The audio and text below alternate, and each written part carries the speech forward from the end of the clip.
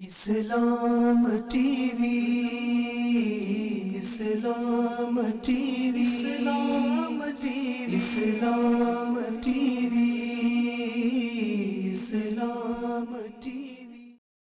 بسم اللہ الرحمن الرحیم۔ اسلام ٹی وی میں آپ کو خوش آمدید کہا جاتا ہے۔ آپ کا میزبان محمد کاشف القادری۔ آج کا ہمارا موضوع امانت کے متعلق ہے کہ اس دنیا کے اندر ہر چیز خدا کی امانت ہے۔ کوئی بھی بندہ یہ نہیں کہہ سکتا کہ اس چیز کا میں مالک، اس چیز کا میں مالک، اس چیز کا میں مالک۔ قرآن پاک کے اندر خدا وحدہ لا شریک نے ارشاد فرمایا، قل اللہم مالک الملک تؤتی الملک من تشاء وتعز من تشاء وتذل من تشاء بیدک الخیر انک علی کل شیء قدیر۔ فرمایا قل اللہم مالک الملک، ہر ملک کی بادشاہت، ہر ملک کا مالک خدا وحدہ لا شریک ہے۔ اسی لیے قرآن پاک کے اندر دوسرے مقام میں خدا وحدہ لا شریک نے ارشاد فرمایا، ثم لتسألن یومئذ عن النعیم۔ پھر کل قیامت کے دن خدا ہر نعمت کے بارے میں تم سے سوال کرے گا۔ اس لیے ہر چیز کا مالک خدا وحدہ لا شریک ہے۔ بندے کو جو خدا تعالیٰ نے عطا کیا وہ مجازاً عطا کیا، حقیقی مالک صرف اور صرف خدا وحدہ لا شریک ہے۔ اس لیے جب کسی کے پاس امانت ہونا کسی کی، پھر امانت والی چیز پہ بندے کا تکبر کرنا یہ بنتا نہیں۔ کسی کے پیسوں پہ موج کر کے بندہ تکبر کرے، یہ بندے کو زیب نہیں دیتا۔ لہٰذا آج ہمارے پاس ہر چیز خدا کی امانت ہے۔ دیکھو نا، قرآن پاک کے اندر فرمایا کل قیامت کے دن ہر نعمت کے بارے میں تم سے سوال کیا جائے گا، پوچھا جائے گا۔ تو پوچھا مالک سے نہیں جاتا، جو جس چیز کا مالک ہو اس سے پوچھا نہیں جاتا، اس سے سوال نہیں کیا جاتا۔ اس لیے آج میرا تیری کا تصور اس قدر بڑھ گیا، بائی بائی کا گلا کاٹ رہا ہے، حتیٰ کہ بیٹا باپ کا گلا کاٹ رہا ہے کہ یہ میری جگہ، یہ میری جگہ، یہ میری جگہ، یہ میری جگہ۔ میرا تیری کا تصور اس قدر بڑھ گیا، اس قدر بڑھ گیا، حالانکہ ہے کچھ بھی نہیں اپنا۔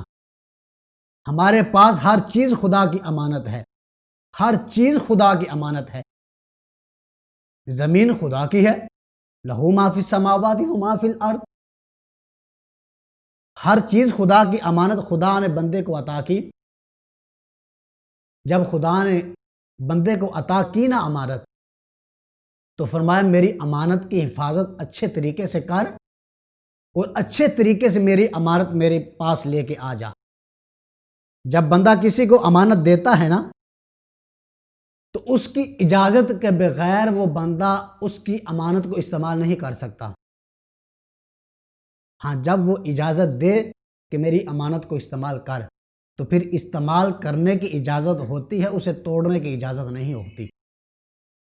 اور جب وہ امانت اپنی واپسی مانگے تو بندے کا حق بنتا ہے وہ اس کی امانت اس کو اسی طریقے سے لوٹا دے۔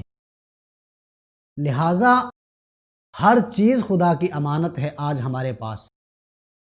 ہم کسی بھی غرور کے اندر، تکبر کے اندر نہ آئیں، یہ میرا پیسہ، یہ میری محنت۔ آج بندے کہتے ہیں جی یہ ہماری محنت ہے، یہ میرے ہاتھ کی محنت ہے جو میں نے پیسہ کمایا۔ بھائی محنت تیری کہاں سے آ گئی؟ تیری محنت کا نتیجہ تو نہیں۔ مزدوری والے اڈے پہ جا کے ایک مزدور کھڑا ہوتا ہے، سارا دن وہ مزدوری کرتا ہے، رات کو 500 روپیہ اس کے حق میں آتا ہے۔ ایک بندہ صبح 10 بجے جاتا ہے دفتر اور جا کے 2-3 گھنٹے بیٹھتا ہے، وہ 5 سے 10 ہزار روپیہ لے آتا ہے۔ محنت تو پھر اس کی زیادہ ہوئی جو مزدوری والے اڈے پہ جا کے بیٹھا۔ اس کی نسبت محنت تو اس کی زیادہ، کوشش تو اس کی زیادہ،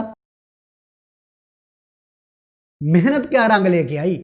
یہ خدا کی امانت ہے، خدا جسے چاہے جتنا چاہے اپنی امانت دے، جس سے چاہے جتنی چاہے اپنی امانت واپسی لے لے۔ یہ بندے کا اعتراض کرنا نہیں بنتا، فلاں کو اتنا مال دیا مالک نے، مجھے اتنا نہیں دیا، خدا نے میرے ساتھ ہی ایسا کرنا تھا۔ یہ خدا کی ذات پہ اعتراض کرنا نہیں بنتا۔ خدا کی امانت ہے، خدا جس کو چاہے جتنا چاہے ادا کرے، اس کی عطا پہ راضی رہنا چاہیے۔ حضرت عثمان غنی رضی اللہ تعالی عنہ آپ فرماتے ہیں کہ سخت گرمی تھی، یعنی کہ امانت ہے ہر چیز، خدا کی امانت کی حفاظت کیسے کرنی ہے۔ حضرت عثمان غنی رضی اللہ تعالی عنہ فرماتے سخت گرمی تھی، سورج اپنی تاب پہ تھا، میں نے دیکھا ایک بزرگ اونٹ جا رہا ہے اور اس کے پیچھے بھاگتا جا رہا ہے، اس کو پکڑ رہا ہے۔ مجھے ایسا محسوس ہوا کہ وہ اونٹ ہانکتا ہوا جا رہا ہے۔ فرماتے ہیں کہ میں نے دل ہی میں سوچا یہ کتنا لالچی بندہ ہے جو اتنی سخت گرمی میں اونٹ ہانک رہا ہے۔ صبح اونٹ چرا لیتا، شام کو اونٹ چرا لیتا جب موسم ٹھنڈا ہوتا۔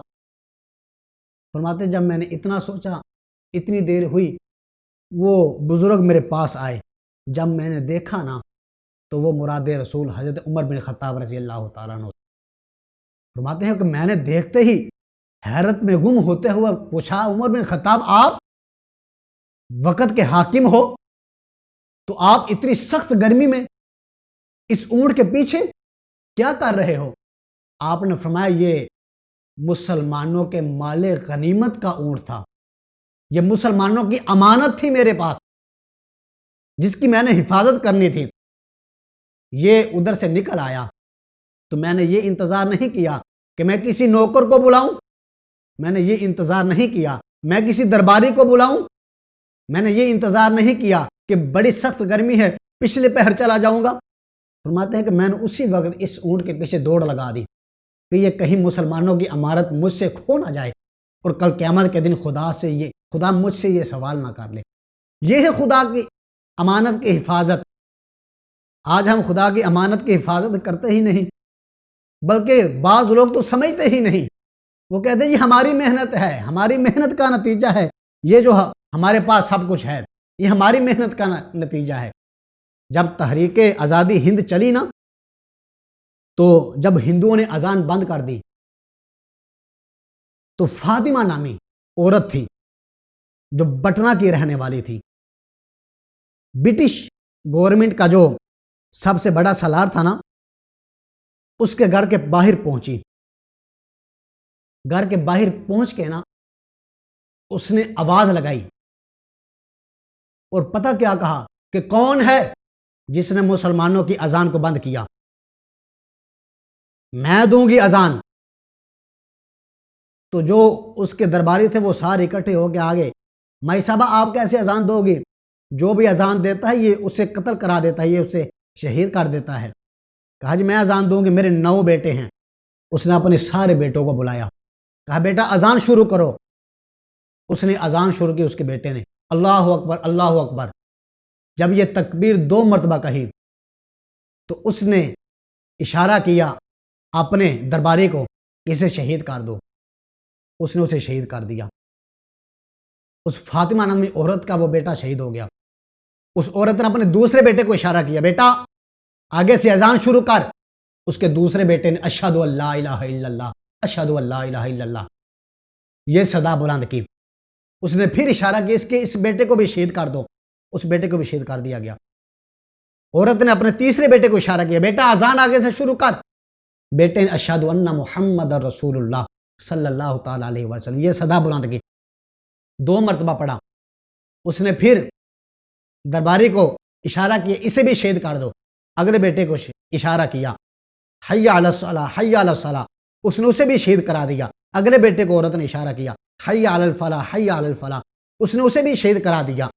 عورت نے اگلے بیٹے کو اشارہ کیا، حتیٰ کہ 6 بیٹوں کے ساتھ عورت نے اذان مکمل کی، اللہ اکبر اللہ اکبر۔ اللہ اکبر لا الہ الا اللہ۔ جب اذان مکمل ہوئی تو عورت نے پتہ کیا کہا ابھی 3 بیٹے میرے پاس موجود ہیں۔ تو کہتا تھا مسلمان اذان نہیں دے سکتے، 3 بیٹے میرے پاس موجود ہیں، 6 بیٹوں کی قربانی دی تو میرے نبی کی اذان مکمل ہو گئی۔ تو جب اس نے یہ بات سنی نا، اس نے پتہ کیا کہا کہ عورت، تو عورت ذات ہے، تو ایک ماں ہے، ماں کا دل تو بڑا نرم ہوتا ہے، ماں کا دل بڑا نرم ہوتا ہے، تو تجھ سے یہ برداشت نہیں ہوا؟ تو نے یہ کیسے برداشت کر لیا کہ تیرے سامنے تیرے 6 بیٹے وہ شہید ہو گئے، تو پھر بھی اپنے اطمینان کے ساتھ کھڑی ہے؟ اس نے کہا میری فلاں سہیلی، اس کو خدا نے ایک بھی بیٹا نہیں عطا کیا، میری فلاں سہیلی، اس کو خدا نے صرف ایک بیٹا عطا کیا۔ تو کیا ہوا اگر میرے 6 بیٹے چلے گئے، 3 بیٹے تو ابھی موجود ہیں، اگر خدا مجھے یہ نہ دیتا، میں نے پھر بھی تو صبر کرنا تھا، یہ خدا کی امانت ہے، خدا نے مجھے دی، میں نے خدا کی امانت اسی کے رستے میں اسے واپسی کر دی۔ اس لیے ہر چیز خدا کی امانت ہے۔ میاں محمد بخش عارف کھڑی آپ اس لیے فرماتے ہیں، نہ کر بندیا میری نہ میری نہ تیری، 4 دناں دا میرے دنیا پھر مٹی دی تیری۔ اس لیے فرماتے ہیں کہ یہ میرا تیری کا تصور نکال کے بندے کو اس دنیا کے اندر دل نہیں لگانا چاہیے۔